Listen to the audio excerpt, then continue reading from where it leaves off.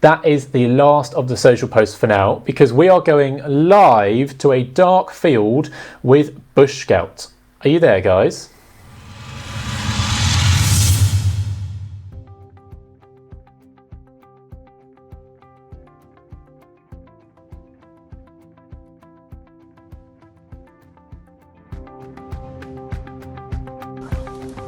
Hello, welcome to Virtual Winter Camp 2020.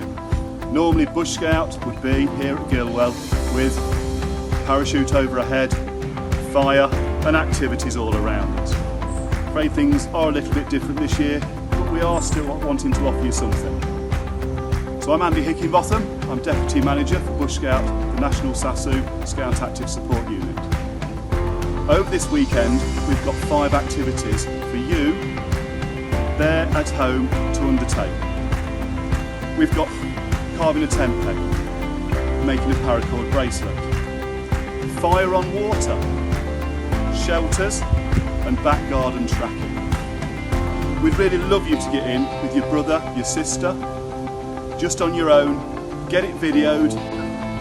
So when you've done your activities, please upload them, put them on the website for Winter Camp, find our Facebook page of Bushscout, put them up there. Yeah? It's great to have you sharing it so we can all see what you're doing out there around Great Britain as we can't all be together. Just remember, our hashtag at the moment is still here for you.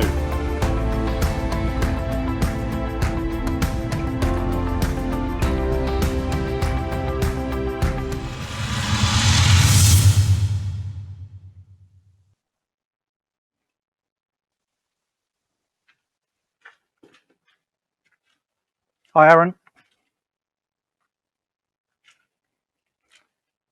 Good evening. Welcome to a dark field in southern Hertfordshire, otherwise known as Daymead Scouts Campsite. So what we're going to do tonight, we're going to run you through building your fire ready to cook on. We're absolutely starving. Been in this field all day, doing some essential maintenance on the campsite, repairing some of the fences, and now it's time for us to have our food. But we need to make the fire first, obviously. What we want you to do is take into account safety. So make sure you got permission of the landowner, or make sure you got permission of your parents. Don't go gung-ho outside lighting fires on your own. Get the support of your parents. And obviously make sure you have your first aid kit available and a stout pair of gloves so you're not going to burn yourself. Also, don't forget this is a scouting situation, not a survival situation. So we're not in the mid-end of nowhere trying to survive. We want to get a fire going because we've got, I don't know, 600 scouts who want to eat their evening meal. We have a altar fire here, all ready to go. It's a traditional half-barrel altar fire. It's in a cradle off of the ground, so we're not going to scorch the ground. We're not going to damage any tree roots, and hopefully we should have a nice big fire in there. What you've got to take into account with a barrel is it's got a half round shape. So ideally the bottom of the barrel, we need to level it out so we can build our fire on top of that. So what do we need? We need some fuel. Ideally the fuel needs to be the length of your forearm and about the thickness of your wrist. Okay, we're lucky here, we've got some silver birch. So Grant, one of our Bush Scout members, is here. He's going to be loading the fire up, so he's starting to build a base on the fire, or if you like, a raft. So we've got a raft of timber, ideally seasoned timber, about the thickness of your wrist, and we'll get that into the bottom of the fire.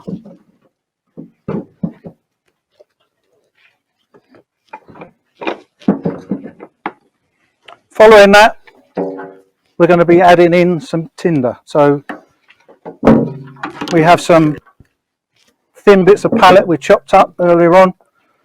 A lot of scout campsites now have pallets dropped off and used as firewood. I know there's a campsite not far from here that has a big mountain of pallets, or usually has a big mountain of pallets. So chopped up again into forearm lengths, nice and thin, ready to go on the fire.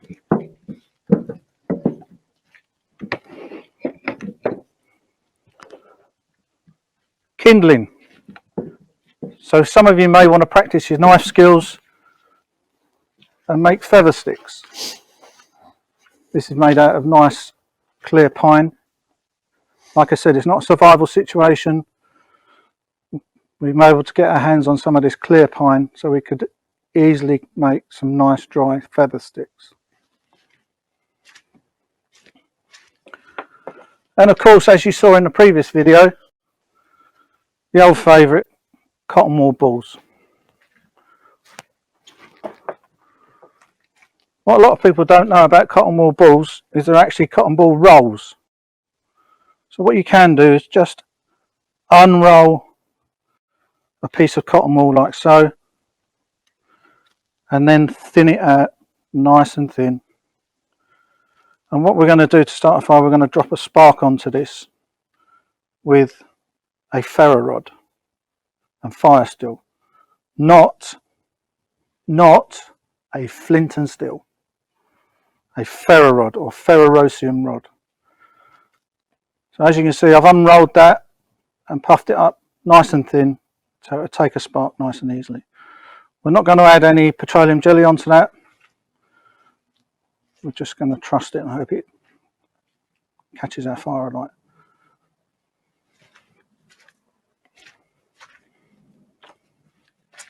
So, how can we make sure we light our fire? Obviously it's been snowing today, it's been raining all week, it's pretty damp out here. We need ideally a bomb-proof way. So in your section meetings before you come to camp, hopefully you do a lot of training, you know, firelighter training, how to put your tents up and all that sort of thing. So what we've done with an idea for an activity which you can do before you come to camp on an evening, a pack evening, and hopefully it'll help you light your fire a lot quicker than once you get to camp and you haven't got anything.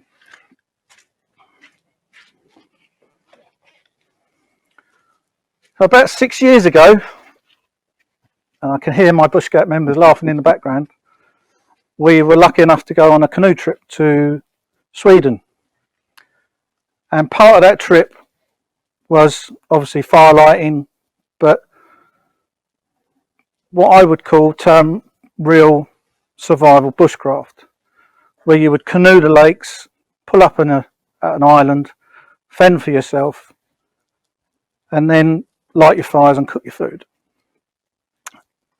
Every evening or morning before we left our campsite, we made up a fire roll which consisted of a silver birch roll and silver birch twigs put inside that roll and tied together with some brambles or whatever we could find to tie it together, to hold it together, which is similar to what I've got in my hand.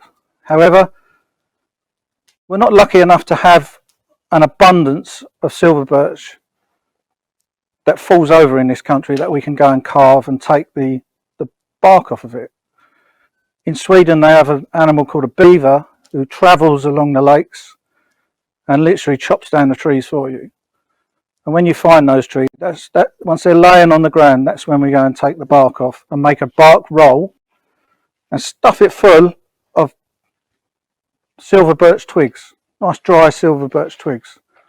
However, like I say, what can we use in this country? We're still going to use silver birch, but we all know that when we go to camp we take breakfast provisions. So cereal boxes.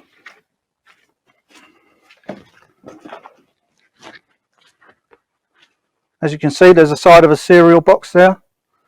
Okay, put it round your arm, roll it over, take your arm out, and you have a tube or a roll.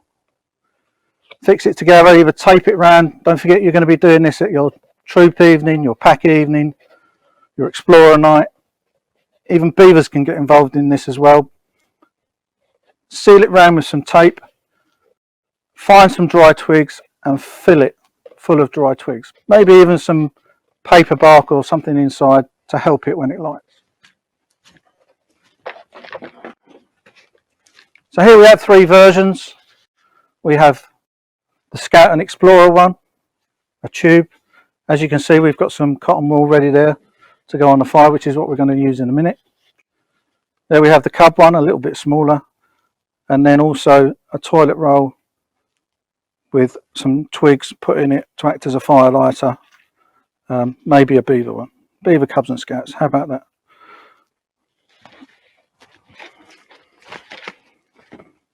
Like I say, this is all dependent on resources. When you're arriving at your campsite, that's the first thing you want to be looking for is your resource. If you know the campsite, better still. But looking for the resource, looking for the silver birch twigs, all that kind of stuff. Collecting them throughout the year maybe, and storing them in a dry store in your hall or in your garage. I know my garage is full of all kinds of little bits of kindling and stuff I would use to light fires. Like I said, we're not in a survival situation. This is all about turning up at scout camp, and if you're going to cook on fires, being prepared and ready to go. So we're going to use this one to light our fire tonight. Also, just to stabilize it a bit, I'm going to put some legs on it, which kind of turns it into a rocket, or rocket shape. So if you put 3 on there and light the bottom, technically you've got a little rocket, haven't you? I'm sure the Cubs and Beavers would enjoy making those. Obviously beavers with leader help.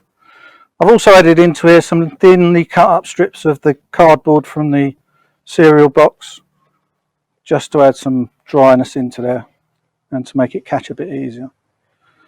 Okay, so we call this the Bushscout fire flue. I'm going to place this on the fire. We've also added on the fire 2 logs crossed like that, roughly the thickness of your wrist.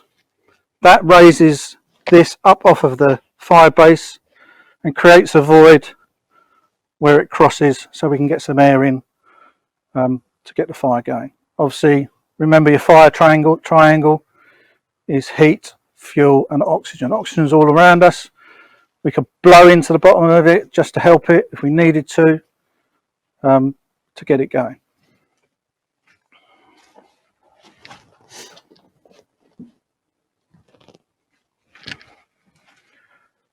So there we go, our fire's ready to go. We're going to light it now. Grant has got a ferro rod. So we'll just quickly show you how to use a ferro rod as well. A lot of people call these flint and steel, but they're not. They're actually a ferrocerium rod or fire steel. So what we don't want you to do, which Grant's going to show us first of all, is to scrape it forward with your hand and knock the cotton wool out of the way. Okay, what we want you to do, or what a good technique is to do, is to use the engine starting methods, the pull cord method, which is where you pull the fire still and keep the plate still, and the spark will then drop onto your cotton wool, as Grant's demonstrated there. Luckily it went first time. Okay, so what we're going to do now, we're going to light our fire. Grant's going to put a spark underneath it. Add a little bit more cotton wool at the bottom.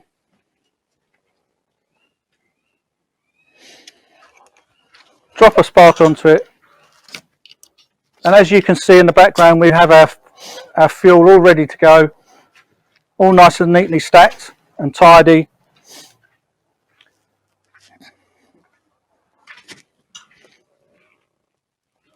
So we've added in the feather sticks.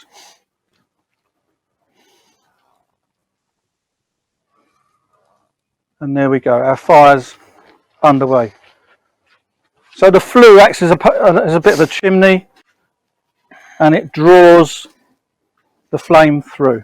Okay, the air takes it through. You can see the smoke coming out the top of it now.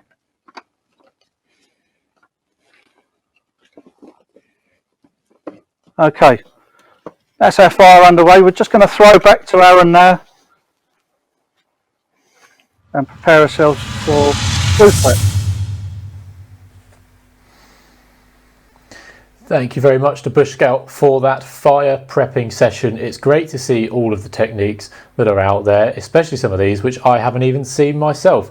We are going to spend a few minutes back here looking at social media whilst they prepare for their food preparation section. They have to move a few things around. So we are going to go to Twitter and look at some of the photos from our latest challenges. I'm afraid we can't have a look at them on screen right now for the actual challenge section, but I can tell you they are: how many balls of cotton wool can you stick on your face with jam, as well as create a culinary delight from normal food. This is going to be a very fun set of photos to look through. I am looking forward to seeing the creativity of the food, but of course I'm mostly looking forward to seeing all of these photos. Let's go straight to social media here.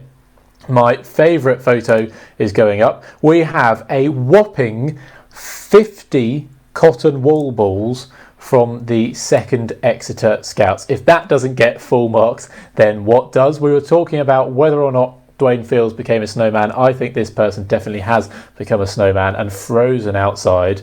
Apricot jam is a very uncommon jam choice in my house, so it is very fun to see that there. And of course, I dread to think how sticky you are on your face afterwards. Let's have a look. We have another challenge accepted on the cotton wool front. So how many balls of cotton wool can you stick on your face with jam? Challenge accepted: 28 cotton wool balls with strawberry jam. That looks absolutely incredible and quite sticky. Producer Matt has just asked in my ear if I will be doing this. We're gonna have to go downstairs into the kitchen in a bit and see if we have any jam in the cupboard. I'm hoping for my sake we don't, but if we do, I will do it live on air here. We also have some other tweets coming in. We spoke to two wonderful young scouts earlier. That, of course, was Frankie and Elliot on their winter walk. And they say, thank you for talking to us earlier, Aaron. We just got home after dark, but on the way, the puddles were huge and it looks like one of them even had to be carried through. It was an absolute pleasure to speak to you boys. Do get in touch if you would like to speak on Winter Camp TV. All you need to do is go onto the website wintercamp.org.uk/TV. Let's have a look at one or two more tweets we have in before we go back to anything else. We have a fire lighting or fire light along, I should say. These people here have been following along with the live stream and lit the fire in their garden. That looks like it's going to grow very big and be very, very warm. And then one final tweet before we go back to Bushscout. We have a artist badge activity that's being done. Still life drawing and scenes from a story of Harry Potter for the artist badge. Thank you to the 40th Psych Scouts. That is looking very good. But for now, we are going to head back live with Bushscout to see some food preparation.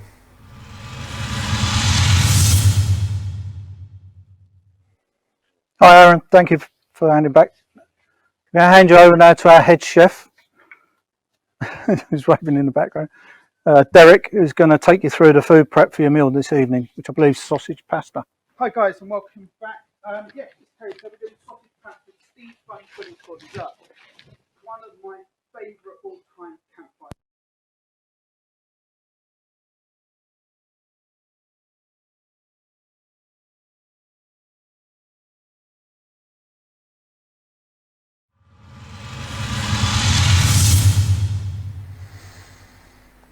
Sorry about that, guys. We are just going to try and sort the mic problem, and I will wait to be told that we can hear them, because of course we want to learn how to do our sausage pasta. Let's look at one more photo. Well, actually, I've just been told they're ready. Let's go straight back to them and find out what's for dinner.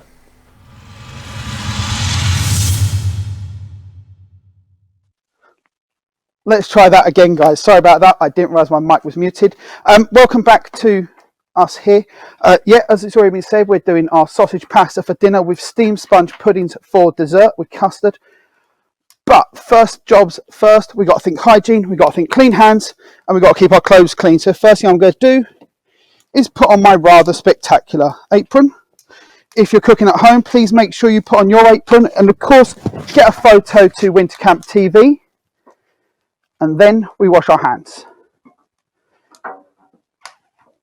If I can tie my knot at the back of my apron, there we go. I've got to wash my hands in a bucket of water. Obviously you can do yours in a sink. Get them nice and dry. We're going to start in reverse. We're going to do our dessert first. This takes longest thing to cook and the most prep work.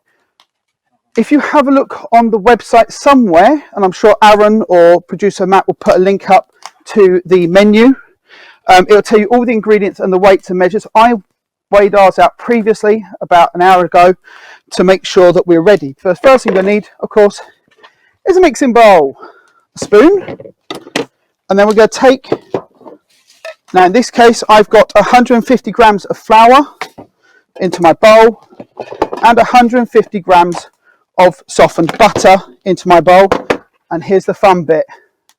We get our spoon and we mix. And I say it's fun, it takes a while. Steamed sponge puddings on the fire are one of the best desserts we can make. They're filling, they're hot, they're tasty, and my butter is taking a while to cream together.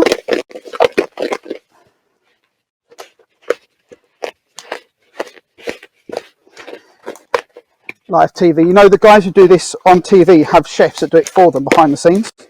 We don't get that, we have to do it for real.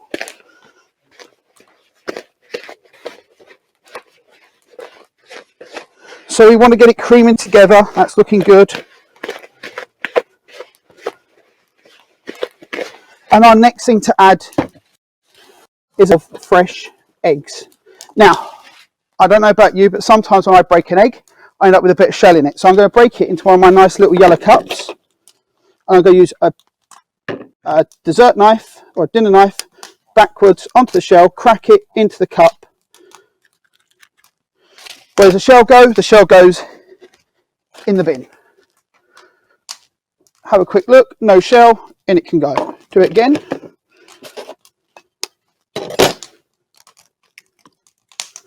And into the bin. Make sure you get it around the right way, guys. Shell in the bin, egg in the bowl. Not shell in the bowl, egg in the bin. Might make it a bit crunchy. And then round we go again.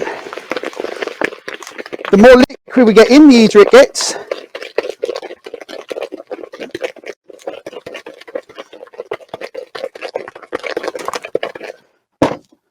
And now we can add our flour. This is self-raising flour, and in this case there is 250 grams. And I'm going to dump all that in at one go.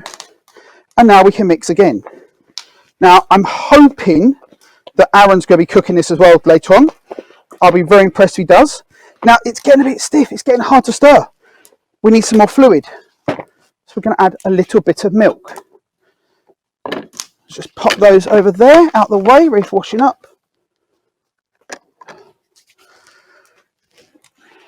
We haven't given you the amount of milk you need to add because you need to add enough milk to make your dough soft.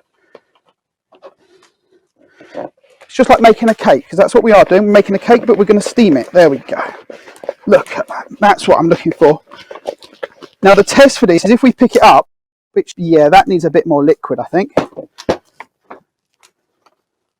So a squidge more liquid, squidge more milk. And then off we stir again. And that's better. Look at that. Perfect. Now, I'm going to set my dough, my batter to one side for a minute while we do our prep of our cooking vessels. Now, we've got these little cooking pudding tins. These are great.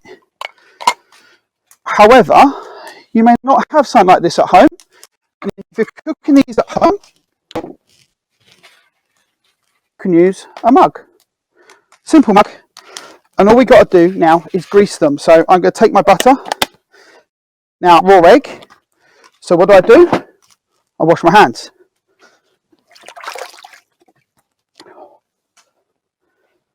Every time we change from one type of ingredient to another that we might handle, we wash our hands. Now we're going to take our little tins, and I'm going to grease this one up, and we're going to grease it all around the sides, all over the bottom. And you're not going to be able to see this, so I'm going to come right up here. There we go. See, like, greased all over. I've got a really thick layer of grease in this one. There we go. You can see inside. Now's the fun bit. This is the tasty bit. This is the bit that makes a sponge pudding the best dessert that we do. Because now I wash my hands, because I've got butter all over them. Now I've got a lot more of these to do, but I will do them in a couple of minutes. Strawberry jam. Now, I know, Aaron, you may not have jam, having watched your last bit about gluing cotton wool ball to your face. Please don't scrape the jam off your face and put it in, because that would be a bit gross. A nice big squidge of jam, bloop it into the bottom of our jar, our tin, or into your cup. See, like that, like that. Look at that, look at that, good bit of jam. We want a good bit of jam, because the jam is going to run down the sides, and when we get it out later, it's going to be like a jam explosion, and it is going to taste absolutely spectacular, and it's going to be amazing, and it's going to be tasty, and I'm already excited. Can you tell I'm excited about my dinner? I mean, these guys think they're getting stained sponge puddings. I'm getting them all. I'm getting them all. And we're going to take our batter, take our dough, and we're going to put it in. Now, it's important we don't overfill these. We don't want too much. We can use our finger just to push our dough in. Oh, yeah, look at that. And I'm going to just make sure it's nice and flat on top. And we want to be about halfway. I might have gone slightly over, but we want to look something like that. Look at that, nice and flat on top. And now we've got to do our next stage with these. Before we put them on to cook, we need to stop water getting back inside to them. We need to keep the water that's in them, the liquids in them, so they steam. So I've got a square of silver foil. I'm going to take my pudding tin. I'm going to pop it over the top. I'm going to pull it round tight. And then I've got this excess bit here that I'm just going to fold in. Fold it in and crimp it tight. Now that I'm going to put into a pot of boiling water or hot water. Now, obviously, guys, we've got to be sensible. If you need help, ask an adult. Okay, I'm sure you've got one available. Could be parent, guardian, cousin, next door neighbours, friends, anyone that you've got available who is in charge of you. We're going to pop them into a pan of water. This one's empty, so I need to get some water. Now, the nearest tap to me is way over there, so I'm going to go over here and grab a bowl of water.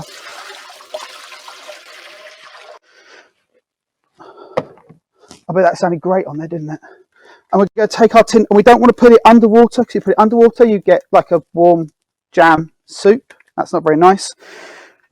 And I'm going to try, I don't think I can do this, because if I tip this on the angle, all the water's going to one side, but we're going to pop that in, and then, and I'll do more. Obviously, I'm not going to just do one. That would be a bit of a waste of time. I'm going to take this pan, and I'm going to pop it on our fire that Grant and Terry have got ready and burning over there. And we'll cook them, and then in about 30 to 40 minutes time, they're going to be amazing. They're going to be the best tasting thing you can imagine eating in the next hour. So that's our dessert sorted. I'm just going to move a few bits around here, so I've got a bit of space to get on with our main course. Pop that somewhere safe. So our main course, and again, we're changing what we're doing. We're washing our hands.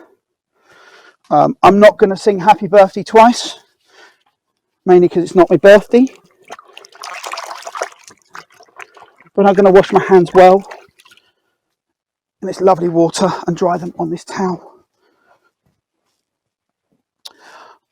Our main course is sausage pasta. So our first thing we need to do is prep our sausages. Now, you could make your own pasta sauce. Tomato passata, some fried onions, some herbs, some garlic, some chilies, whatever you like. But we're at camp. Let's make life easy for ourselves. I've got a jar of, do I have to cover the company that made it? I have a jar of sauce. This is a tomato and herb sauce. I have a bag of mixed vegetables. I have a box of cheese that I grated earlier, and I have some sausages. Now, we're doing this with sausages. If you haven't got sausages, you can do something else. Chicken meatballs, vegetarian sausages, big lumps of mushroom, whatever you like. It's all doable.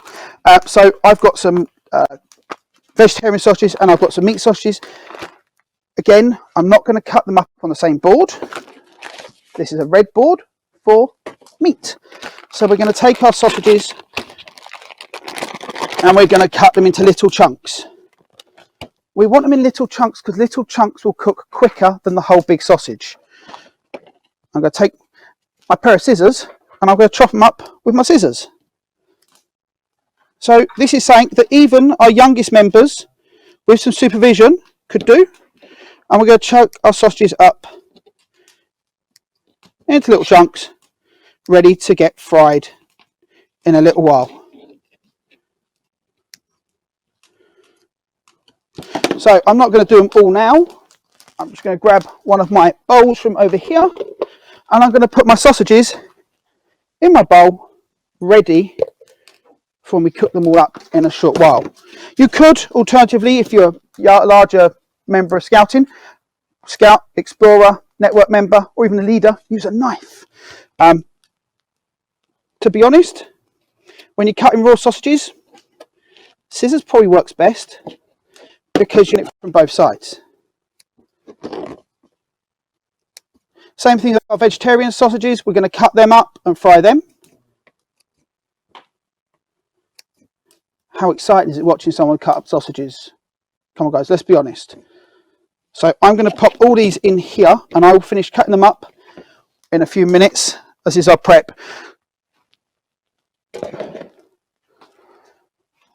What we're going to do next is sort out our sauce. But again, hands, board. I'm going to take my board, I'm going to pop it down here in the washing up pile. I'm going to wash my hands again, a bit more soap. Now we've got two more things we've got to prep. One easy, one even easier.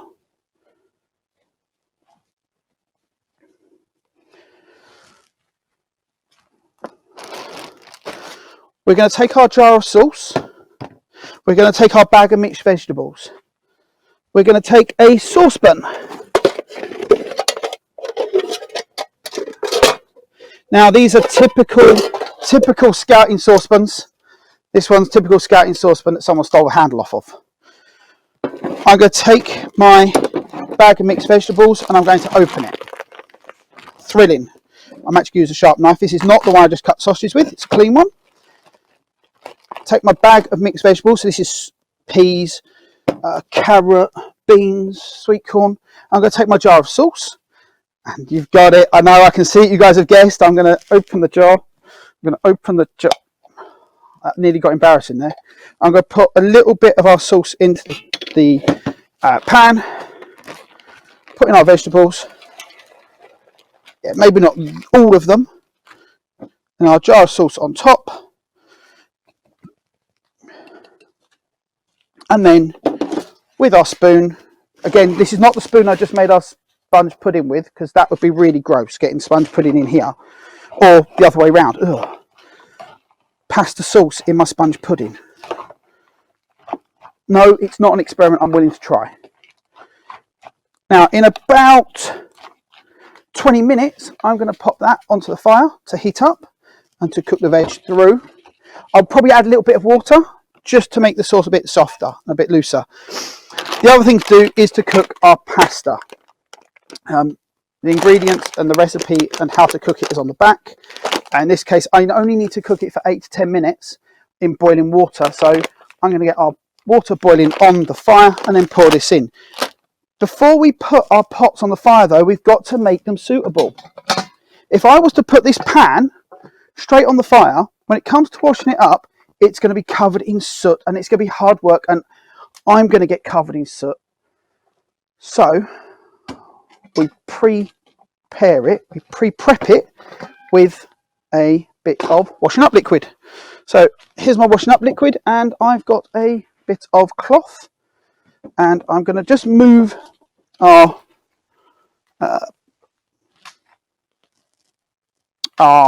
pasta and our vegetable and sauce mix out the way. I'm going to take our cloth. I'm going to pop a little bit of washing up liquid onto our bit of cloth, and then we just rub it all over the outside of the pan. Now, if your leaders don't know this trick, guys, if you're at scout camp and your leaders get fed up because they get the job of washing up the dirty frying pan every morning, teach them it, show them, say, look, if I get out of chores for the rest of the day, I'm going to show you a trick so you don't get soot all over your pans. So just a little, you don't need a lot, just a little bit, and it's just a little layer of washing up liquid blocks the soot from sticking to our pan, and all is good. So that pan's now ready. I'm going to put some hot water or some water in it in a minute, and I'm going to get it on our fire, and that will give us the pan for our pasta. So that's our pasta pan, which I now can't put on the floor because it's covered in washing up liquid. So I'm just going to pop it over here out of the way. So that's that done. We've got our sauce and vegetable mix. Needs a little bit of water adding to it just to make the sauce go a bit further. And we're going to get that on the fire and get that warmed through, and that's going to be amazing. We've got our sausages that we've cut up. We're going to fry those in our frying pans, which I've put down over this side. In our big frying pan like that. Special all metal frying pan. Now, guys, if we're cooking on fire, we've got to consider that there's a good chance that everything will get hot. If it doesn't get hot, something's gone wrong with your fire. Okay, you need it hot, otherwise your food won't cook. So we've got to make sure we're being careful. So I've got these very special gloves. These gloves allow my hands to stay safe when I'm picking up the hot pans. If you are one of our young members, our beavers and our cubs, and you're doing cooking like this over a fire, please make sure you talk to your leader, okay, or your adults, and make sure they're involved with helping you. If you're doing this at home, fantastic. Make sure your parents are there or your guardians are there, keeping an eye on you, making sure that you're being safe. So when I'm frying my sausages, I'll be wearing my gloves, so I'll be safe. Well, I think we're most of the way there. I've just got some steamed sponge puddings to get on the fire and some sausages to fry, and it's going to be amazing. So, Aaron, are you there? There he is. There's the Aaron. Yes, I have. I've been watching, and it is smelling great. I'm hoping that this is what you're going to do for your dinner. You're going to join us and have sausage pasta, steamed sponge pudding. Well, I'm afraid it's not quite the same here in my bedroom. I'm covered in computers. I can't light a fire. But housemate Harvey, as we've heard across the weekend, he's sorting dinner tonight. So hopefully I'm going to have something tasty. But I can dream that it's a campfire cooked sausage pasta. So, Aaron, Hey there. I've just received a message from your ex-scout leader. Would that be Miss Mel Grenfell? It certainly is, yes. Who's one of our members. And she's telling me what a fantastic scout you were. And she's extremely proud to see you on the TV. That is very, very lovely to hear. I would not say I was a great scout. I'm sure I annoyed her many times, but it is great to still be in scouting, and Mel was a part of that. And I've heard that Mel is a part of the Bush Scout and has even done some videos, I believe. So it's great that Mel was able to be involved. Yes, she has. Excellent. That's great. So, do you guys have time for a few questions, or do you need to get on, and do I need to take over for a bit whilst you prepare for later? We're happy to take a few questions. Perfect. So, we have heard that you are part of Bush Scout, but would you like to explain quickly who Bush Scout are and what they do within the scouting world? So, Bush Scout are a national SASU unit, Scout Active Support Unit. We're based UK-wide. We have members all around the country in regions, and we try. Well, our main aim is to deliver practical skills to new leaders coming into scouting. to take them back to their groups and engage with the young people. So we run courses, or we did run courses, until COVID came along, but we're very eager to get back out there. We generally run about 4 courses a year, and we entertain sort of 40 leaders at a time, teaching them practical skills. So anything from firelighting to using a knife safely with young people, and stuff like that. All the sort of traditional scouting skills. It sounds like you are in a very important group that's equipping our future leaders as needed. I also hear that during the year you do attend scouting events as well and put on workshops for the young people and such. Are there any events that are your favourites to go to? There's many. So we have attended several UK jamborees. Norjam is one that comes to mind. Mm-hmm. And we also attend several events at Guildhall. So Reunion is probably for events because it's full of our customer base, if you like, which are leaders and new leaders. And we've attended that for several years now and taught some sessions, skills throughout Reunion weekend.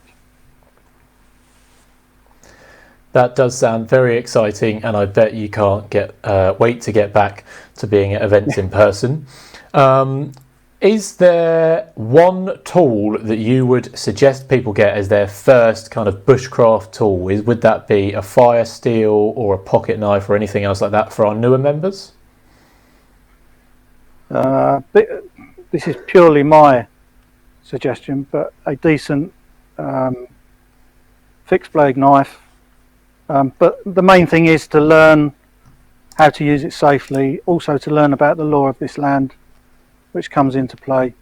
And obviously when you use it, make sure you use it for a reason, not just to whittle a pointed stick sat by the fire. Maybe to make a set of chopsticks that you're going to use to eat your evening meal with, or something along those lines, or even a tent peg, as you've seen from one of our members earlier. I think personally I would go with a decent book, maybe the Scout Adventure Manual. Something that you can learn skills from is probably the best thing that I would, if it was a new leader, something that they can go, I've got somewhere to build on, which I think is really important. That does sound great, and some great suggestions there. And of course, if you do decide to get yourselves a perfect fixed blade knife, make sure it's safe and legal to carry it wherever you are. Now, do you guys need some time to prep anything else, and do you need me to take over, or are you happy to go straight into your next session? No, we need you to take over from now, Aaron, if you wouldn't mind. That's not a problem. If you just let producer Matt know after this how long you need, and we will go and look at some social media. So thanks, Bush Scout. I can't wait to see you in a few minutes. Great to see those. We are now ready to go back live to Bush Scout. I am starving, and it's just about time because they are going to show us how to cook dinner on the fire. So straight over to you guys in a very cold field somewhere.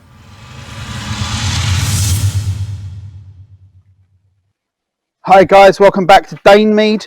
It is a cold field, but this fire is really nice and hot, so I'm absolutely lovely and warm. So yes, we're back to cooking our dinner. So far, what have I done while you've been away? I've moved, and I'm now on the big fire that Terry and Grant started. The reason we're on this fire is it's nice and big. I've got plenty of space, and I've actually got a bit of separation. I've got a really hot end at this end where the fire is really hot, and this end's a bit cooler. I've got some logs that are burning a bit slower so that I can control my heat and I can control what I'm doing. So we've put the sponge puddings on, and I've got a lovely pan. Look at that lovely steam. Doesn't that look cool? With my sponge puddings, hands off you lot, they're mine. Sponge puddings there, and next to that I've got a boiling pan of water. Nothing in it yet, because in a few minutes I'm going to put my pasta in there, because that's going to take between 8 and 10 minutes in boiling water. It's not completely boiling at the moment. It's getting there. It's quite a lot of water. It takes a little while. While I wait for that to boil, I'm going to bring in my sauce and vegetables, and they're going to sit on the cooler end of the fire just to warm up a little bit, to defrost my veg and to heat my sauce through. Now, I know how important our 5 a day is, so I've whacked in loads of veg because the team today have been working hard and they are starving hungry, and we need to get a lot of food into them and lots of vitamins. So we're going to have that going there. We had an accident. Grant had an accident. He helpfully picked up our bag of pasta and ripped the side out of it. Not a big issue. I'm going to pour it into this bowl at arm's length so you don't hear it all. Make sure we didn't get any leaves in there. And we'll put the bag there to go in the bin in a minute. Adds flavour. It does add, well, you do sometimes add a few leaves, but things like oregano, basil, less so grass and silver birch. So we're going to pour that pasta. Can I make it look good? Can I make it look good putting pasta into a saucepan? Come on, doesn't that look good? No? Okay. Now, I would say set a timer, but I've got this really big clock in front of me that tells me what time it is to make sure I've not gone over my time that I'm allotted. So our pasta's in. We're going to need to stir that, and to stir that I've got a ladle. Now, you might notice I'm wearing a glove. I've only got one on because I'm using one hand to pick things up and one hand for my tools. This fire is hot. These pans are going to get hot. So guys, if you are cooking on a fire, a pair of proper gloves that are heat proof. Welding gauntlets work, oven gloves work. Just be warned that things, if they're made of some rubbers, even though they might work in your kitchen, you might have more heat on a fire. So make sure they're actually suitable for the use. I'm just going to give that a nice big stir to make sure my pasta doesn't stick together. Down on the floor here, you'll see I've got a colander ready in my big pan. So when that boils, I can pour when it's cooked, I can pour the pasta into that colander and drain the water out. In a couple of moments, in a minute or two, I'm going to start frying my sausages. But if I do it too early, they're going to burn, and a burnt sausage isn't a great thing.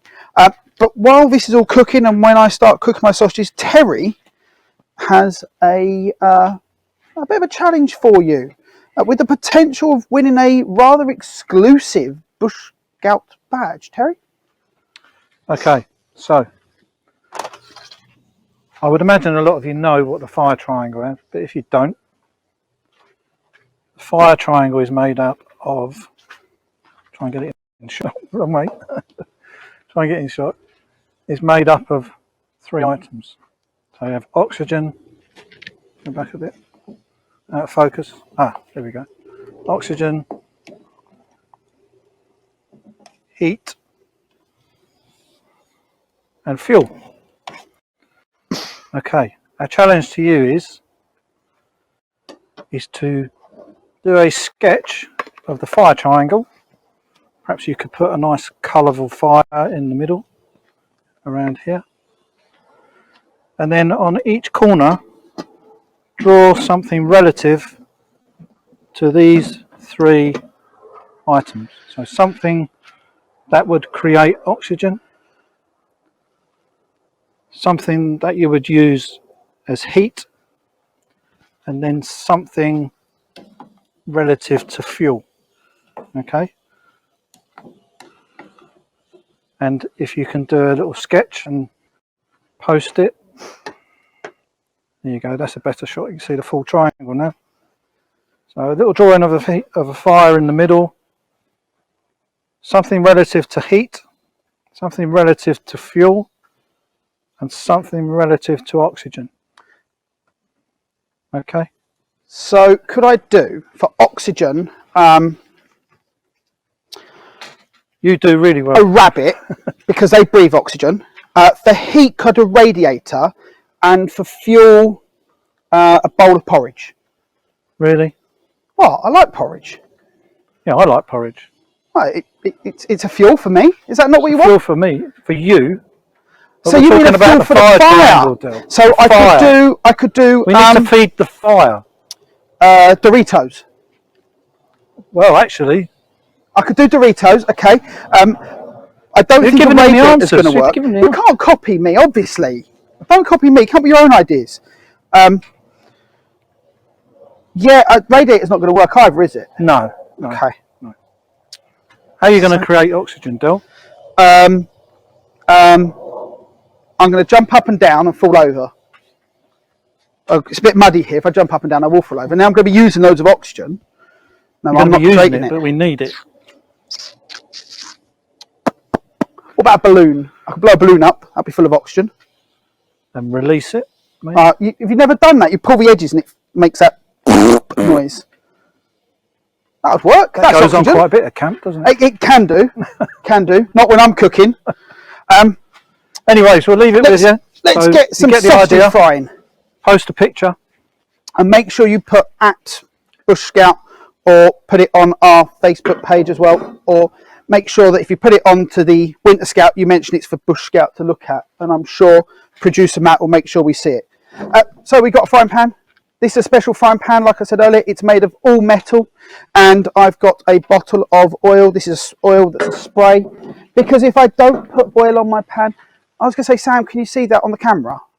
But it's black on black. It's not the obvious thing, is it? Get the oil nice and hot. Plenty of oil on the pan. There we go. Lovely jubbly. And down here, I've got my sausages. I'm just going to stir my vegetables quickly while that pan gets hot. So one of the things you've got to remember, guys, when we're cooking on fire is the fire doesn't last forever. We will now and again have a few more logs. Because if we don't have the logs there, we've got nothing to burn. So, I've got to be honest, I'm getting hungry now. I'm looking forward to this. Our pan's getting nice and hot, and in go our chunks of sausage. Now remember, I chunked the sausages up and I finished cutting them all when we went away for a minute. And we'll get those sausages in. And there we go. Oh, look at that, a perfect layer. It's almost like I've planned it, which I totally did. Now, this pan, this bowl, has had raw sausage in. We don't want to be using that again for anything else. So I'm going to stick it on the floor under that table. Hopefully one of my colleagues later on will do the washing up for me. Skip, is it ready? Can I have some, Skip? Can I have some? Calm down. Must be ready now, So, Skip. if we have these sausages now, Terry, you're going to spend the next 3 to 4 hours over there in the little boy's room. Oh, Skip. Because the last thing we want is Skip, food poisoning. Well, why don't you go and count how many leaves you can see on that tree over there? Oh, yeah, okay. And then once you've done that, we can, dinner might be ready. Look, Scouts and Beavers and Cubs, I know how you think. I think the same way. Food is the most important thing of my camp. It's what the reason I go to camp, because I like food. Let's give those sausages a bit of a shake. And, oh, the only other problem with cooking on fire is you get the smoke and it gets in your eyes. And then you can't see, and it makes you look like you've been crying for ages. Sausages always take longer than you think. Last thing you want to do is give yourself food poisoning. It's not fun. No one wants to go home from camp because they ate a raw sausage and it's made them ill. So we make sure they're well cooked. We cut them into smaller sections because they cook easier. But in this pan here, we have our sponge puddings. And again, I'm going to lift that lid off and get a lovely steam. I'm making sure that they've not fallen over. Well, one has. Terry, your pudding's the one that's going to be slightly more damp than everyone else's, okay? Oh, thanks. Okay, yeah. It's Love you too.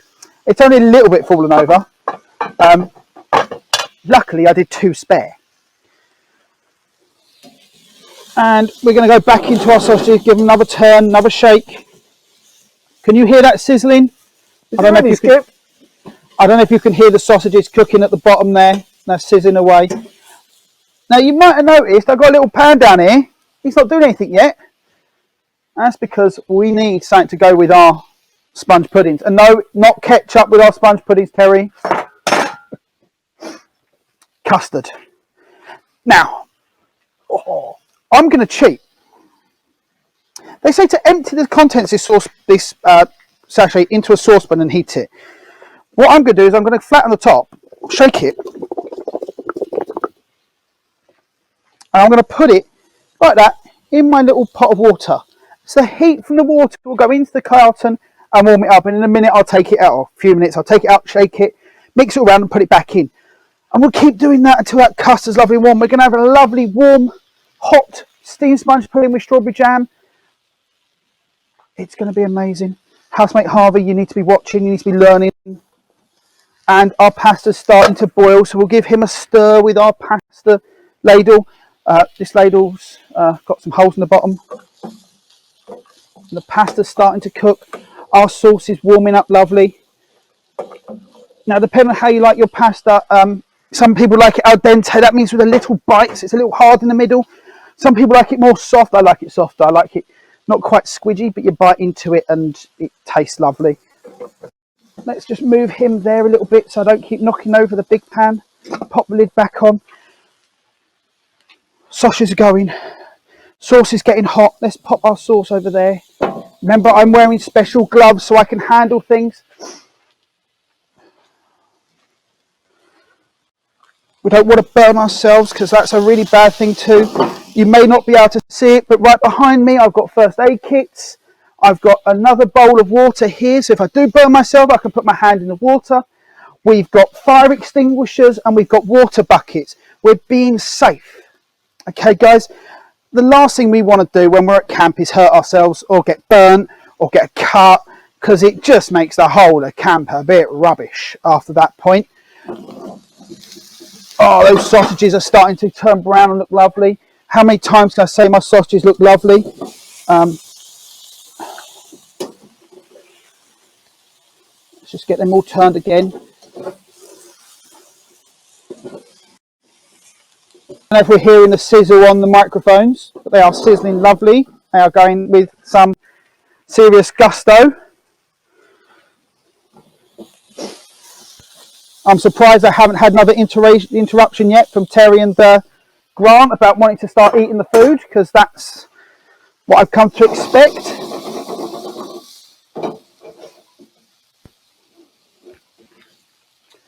So there's lots of stuff we could cook on a fire. You can basically cook anything on a fire that you can cook at home. I've even done pizzas on a fire. I've done roast dinners on a fire. You've got special bits of equipment called Dutch ovens, which I'm sure ones will appear any minute now if I say the word Dutch oven enough times. Or not, because it might still be in the car. So we won't mention Dutch ovens. Forget I said Dutch ovens multiple times. You get different things you can cook with. We can even cook a pizza in one of these big cook pots, because we pop it on its side. And we can then slide a pizza inside of it and use it like an oven. There's lots of things we can do. And there's lots of experimentation you guys can do. You could cook a cake, a chocolate cake in an orange. Half peel the orange, take the middle out, put in the chocolate cake mix, put the other half, the lid back on, stick it in your fire and cook it. You could, I don't know, put a roast dinner inside a potato.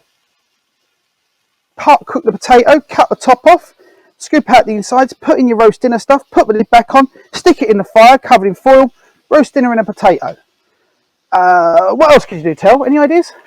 I'll tell you what else they could do. They could look at our other videos that have been produced by our fantastic members throughout the UK. So if you look carefully on the Winter Camp website, there are some other videos that we've prepared.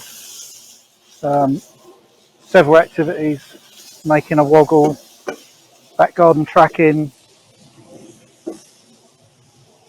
back garden tracking, Making a tent peg.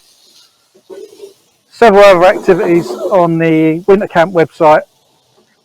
Take a look. Hopefully you'll have a go at some of them. And at this point I want to say thank you to our members for doing that. It takes a lot of their spare time to produce those videos, and we're extremely grateful for your input and your support as always. And obviously we're here at probably the best campsite in Scout campsite, which is Damemead.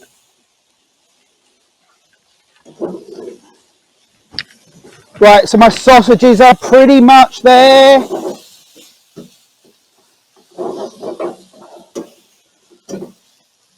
They're looking fan-dabby-dozy. Let's check on our pasta. Now, if it's a noodle wrap pasta, I could pick a bit up and throw it at the window. And if it sticks, it's ready. But these aren't, and I'm not throwing them at the windows of my Land Rover. So I'll just stick a couple of bits of spaghetti pasta on my plate. Leave them to cool for a moment. This is the best way of testing if pasta is ready. Genuinely is the best way. Without my gloves on, pick them up, bite into them. And two things I can tell you about this pasta. One, it's ready. Two, it's hot. Tasty though. So we've got the dangerous bit. This is the section that you're most likely to hurt or burn yourselves. Yeah. 1,783. Is it ready yet? About 3 minutes till. So we're going to take our pan of pasta. Makes a really cool effect, doesn't it? That steam. We're going to take our pan of pasta. We're going to go down here. You'll notice that I'm doing this on the floor because if I do it on the table and the pan falls over, I'll burn myself. If I do it on the floor, the pan falls over, I get wet feet. Remember, I'm holding this with proper hot gloves and I'm carefully just pouring the pasta into my colander. Give it a little shimmy, give it a little shake. And now I'm going to take this pasta, and this is the amazing bit. I'm going to put it back in the saucepan. I say it's amazing, it's really not amazing. Put it back in the saucepan. Then we're going to take our sauce and we're going to pour that into the saucepan. Give it a little shimmy, give it a little shake. Pour that all in there. Now you can see what I mean about getting soot on your pans. That's a nice sooty pan. My dishwasher's going to love me for that. I'm going to give it a stir.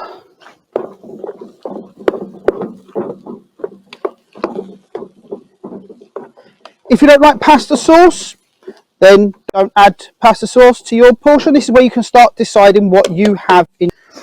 And then we're going to do our sausages. I'm going to put our sausages in here. And they are cooked beautifully. If you're not sure with sausages, cut them in half. If they're still pink in the middle, cook them a bit longer.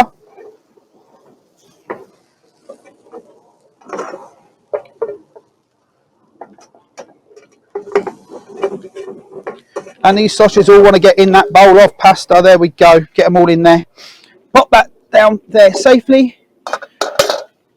Take my custard. Quickly give that a shake. I love that noise of custard.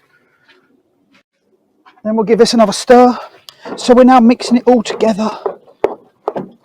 And then it's going to be like feeding time at the zoo. Now normally I'd tell the boys to line up and I'd serve them.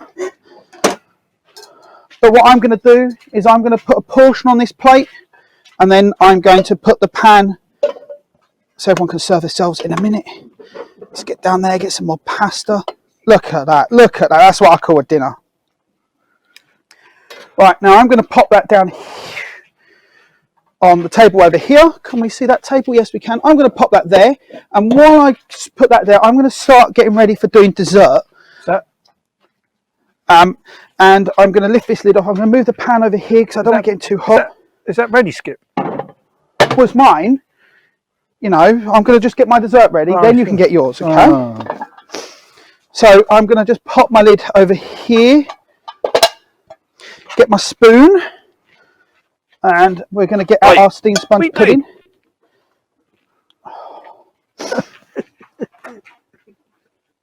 Did he just... Wait, how was it? That was lovely. I thought you'd say that. Right, so steamed sponge pudding in a cup. Look how that's risen. Look at that. Oh, look at that. Where are we? There's the camera. There we are. Look at that. Lovely and risen and beautiful. And all I need to do now is get it out of here and onto a plate or a bowl. So take the foil off. Remember, hot gloves. This is hot, use your oven gloves. I'm going to use my spoon to quickly zip around the edge. So I'm going to put my spoon around the edge here, make sure it's all disconnected. We grease this up well so it'll come out lovely and soft and lovely and easy. And now the magic happens. I mean, we almost want to bring Aaron in for this, but I don't know if producer Matt's ready for that. This. Oh, he was. Here we go. Oh, that's a bit weird. Have we got a bug? Carry on. We're going to take this. Aaron can watch along. We're going to take now. I can't tip the plate enough. We're going to bring it over. We're going to give it a little tap. We'll give it another little tap. Lift it out. Oh, look at that. Oh, now that looks absolutely amazing. Now, Aaron, what are you having for dessert? I think I'm having for dessert. Well, I do have some grapes here, but that doesn't look quite nearly as nice as your steamed pudding. But tell me, is this your favourite pudding to have on camp? Oh, there's a leading question. It's one of my favourites. I like dessert, so any dessert's a good dessert. Steamed sponge pudding's good. I also quite keen on jam roly-poly. That's good. And camp donuts. Can't forget camp donuts. Get out of the way. Leave it there. Get out of the way. I forgot to bring over a pair of scissors. Go away. Go away. Oh, it's all right. I'll go away. If you could just open that custard, Terry. How can I put the custard on it? It's all right. I'll let you open it and I'll come back. Otherwise, I know what you're going to do. But there are so many great desserts you can cook on a fire and at camp. The ones that you can get involved with, you have a bit of fun with, you can learn with. Look at that lovely bit of custard on top. What more could you want? What more could you want? Have we got any questions, Aaron? Have we got anyone that's cooked along? We have a few people that have cooked along on Twitter. I'll be sharing their photos later. I'm afraid we don't have space on screen to show them all at the same time as me and you. A couple of questions though. So first of all, well, we already had one. What was your favourite dessert? We have somebody else who has said, have you ever made beer chicken as well before on a campfire? Yes, sir. Yeah, we've made beer chicken. Obviously, with the Scouts, we don't call it beer chicken. It's we give it other names like rocket chicken, which is another name given to it. But yeah, we've done that, which is always great fun. We've done roast chickens in Dutch ovens, which was really nice as well.